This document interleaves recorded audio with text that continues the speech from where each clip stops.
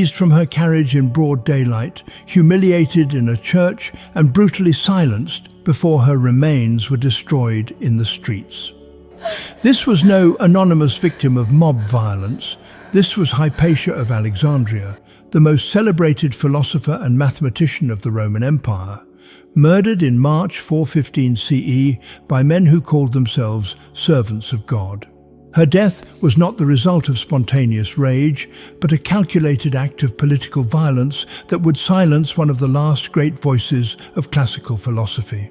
In Alexandria, where Greek learning had flourished for 7 centuries, the brutal killing of this extraordinary woman marked the moment when religious authority finally crushed the tradition of open intellectual inquiry that had defined the ancient world. Hypatia's authority in pagan Alexandria. In the late 4th century, Alexandria remained what it had been for generations, the intellectual heart of the Mediterranean world.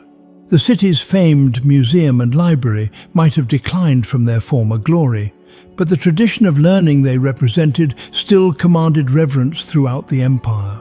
At the center of this world stood Hypatia, daughter of Theon of Alexandria, himself a distinguished mathematician and the last recorded member of the Alexandrian Museum.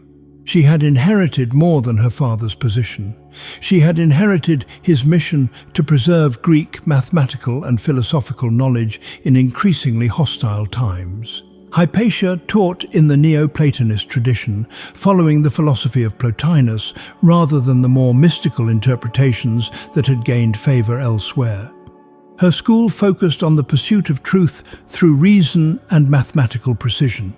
The historian Socrates Scholasticus, writing within a generation of her death, described her as surpassing all the philosophers of her time in both literature and science. Students traveled from distant provinces to hear her lectures on mathematics, astronomy, and philosophy. She explained the works of Diophantus on arithmetic and Apollonius on conic sections, subjects that required years of disciplined study to master. What made Hypatia truly exceptional in her world was not just her intellect, but her public authority. She moved freely through Alexandria's streets, appearing before magistrates and civic officials without the constraints that typically limited women's roles. Socrates Scholasticus noted that she possessed a self-assurance and dignity that came from the cultivation of her mind, and that men admired her all the more for it. She never married, dedicating herself entirely to philosophy and teaching. Her students included both pagans and Christians, among them Synesius of Cyrene, who would become Bishop of Ptolemais while maintaining his deep respect for his former teacher. By the early 5th century, Hypatia had become more than a teacher. She served as an advisor to Alexandria's political elite, including the Roman prefect Orestes, who governed Egypt on behalf of the emperor in Constantinople. Her home became a gathering place for the city's educated class, where philosophical discussions mixed with political counsel.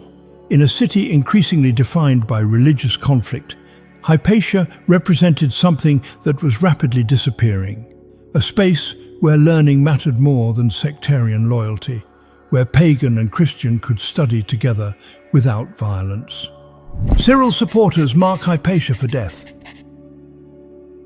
When Cyril became Patriarch of Alexandria in 412 CE, he brought with him a vision of Christian authority that left no room for compromise. His appointment had been controversial, and he moved quickly to consolidate power by targeting those he saw as threats to Christian dominance. Unlike his predecessor Theophilus, who had maintained a working relationship with Alexandria's educated pagans, Cyril viewed the city's religious diversity as an obstacle to be eliminated rather than managed. His first major confrontation came with Alexandria's Jewish community. In 414 CE, following violence between Christians and Jews, Cyril led a mob that seized the synagogues, confiscated Jewish property, and drove many Jews from the city. The Roman prefect Orestes was horrified. As the emperor's representative, he was responsible for maintaining order and protecting all citizens regardless of religion. He sent an angry report to Constantinople condemning Cyril's actions and demanding imperial intervention. The conflict between Patriarch and Prefect escalated rapidly. Cyril summoned 500 monks from the monasteries of Nitria, the desert region where he himself had trained. These monks descended on Alexandria and confronted Orestes in the streets, surrounding him as he rode through the city and publicly accusing him of paganism. When Orestes insisted he had been baptized by the bishop of Constantinople, one of the monks threw a stone that struck his forehead, causing him injury. His guards abandoned him in fear, but a crowd of Alexandrians rushed to protect him and captured the attacker, a monk named Ammonius. Orestes ordered Ammonius subjected to fatal punishment as penalty for assaulting the emperor's representative. Cyril responded by declaring the dead monk a martyr, giving him a church funeral and renaming him Thaumacius, meaning the Wonderful. The message was unmistakable. Those who attacked the prefect were not criminals, but holy warriors deserving of veneration. Even many Christians in Alexandria found this grotesque, recognizing that Ammonius had been killed for attempting murder, not for his faith. But Cyril's supporters understood what their patriarch was telling them. In this poisoned atmosphere, Hypatia became the focal point of Cyril's faction's rage. She was Orestes' most visible advisor, a pagan philosopher whose influence over the prefect seemed to them the only explanation for his refusal to submit to ecclesiastical authority. Rumors began spreading through the Christian community that Hypatia had bewitched Orestes through sorcery, that she practiced magic and used her unnatural learning to keep the prefect alienated from the church. To Cyril's supporters, the power this woman wielded made no sense unless it came from demonic forces. The truth was simpler and more threatening to Cyril's ambitions. Hypatia represented the old Alexandrian tradition that placed intellectual achievement above religious identity, that valued wisdom wherever it could be found.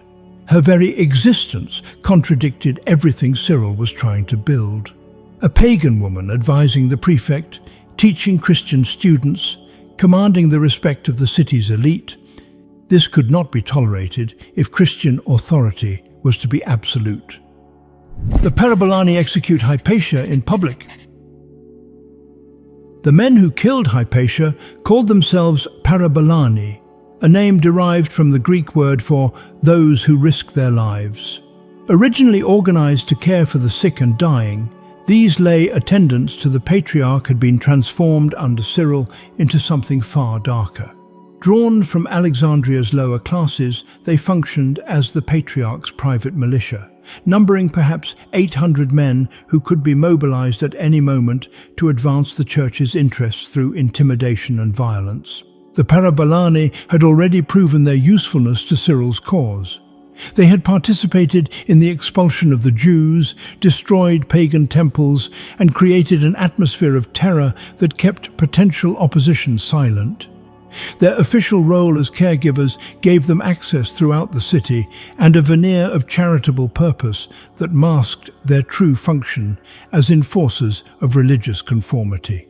When Cyril needed force applied, the Parabalani provided it. In March 415 CE, during the season of Lent, a group of these men ambushed Hypatia as she returned home from delivering her daily lectures. Their leader was Peter, a lector who read scripture in church services, a minor cleric, but one with enough authority to organize and command a mob. They forcibly removed her from her chariot in one of Alexandria's main streets and forced her toward the Caesareum, the massive structure that had once been a temple dedicated to the Roman imperial cult. Cyril had claimed this building as his headquarters, transforming it into a Christian church. Inside the Caesareum, the Parabalani forcibly removed Hypatia's clothing. They struck her with ostraca, the sharp fragments of pottery and roof tiles that lay scattered throughout any ancient city. Socrates Scholasticus, the Christian historian who documented these events, described how they killed her with these crude implements. The violence was deliberate and prolonged. They fatally wounded her body, ending the life of one of the greatest minds of her generation. When they finished, they carried what remained of Hypatia through the streets to a place called Cineron and burned her there. The entire sequence, the public abduction, the execution in Cyril's own church, the fatal attack, the burning, followed the traditional Alexandrian method for disposing of the vilest criminals. It was a ritualized act of civic purification, a statement that Hypatia was not just an enemy, but a pollutant that had to be eradicated from the city. No one was arrested. No one was punished. The Parabalani returned to their ordinary duties as if nothing had happened. Cyril made no statement condemning the murder. His silence spoke clearly enough.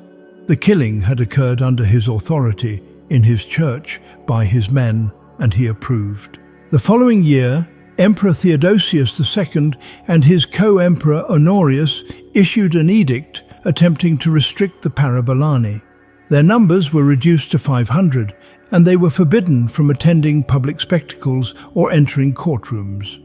The edict explicitly mentioned the terror they had caused, but the restrictions proved temporary. Within 2 years, Cyril regained control of the Parabalani, and the emperor's attempt to curtail their power collapsed. The Patriarch had won. Hypatia's murder sent tremors through what remained of the classical intellectual world. For centuries, philosophers had been considered untouchable even during the violent upheavals that periodically shook Roman cities. The principle that learning commanded respect, regardless of religious affiliation, had been one of the few constants in an empire increasingly divided by doctrinal disputes. That principle died with Hypatia in the Caesareum. Within months of her death, scholars began abandoning Alexandria, seeking refuge in Athens or Constantinople, anywhere that seemed safer than the city that had once been synonymous with learning itself. The Neoplatonist school that she had led continued, but it would never again command the authority it had possessed when she taught there. What does Hypatia's death reveal about the relationship between power and knowledge when religious authority becomes absolute? The charred remnants in Cineron marked more than the end of one woman's life. They marked the closing of an era when it was still possible to believe that wisdom could transcend the boundaries of faith.